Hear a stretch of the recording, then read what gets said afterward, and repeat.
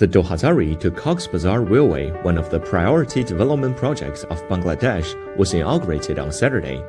The 103.5-kilometer railway, founded by the Asian Development Bank, was partly built by the China Civil Engineering Construction Corporation and the China Railway Group Limited. It is expected to bolster connectivity and transportation infrastructure in the South Asian country.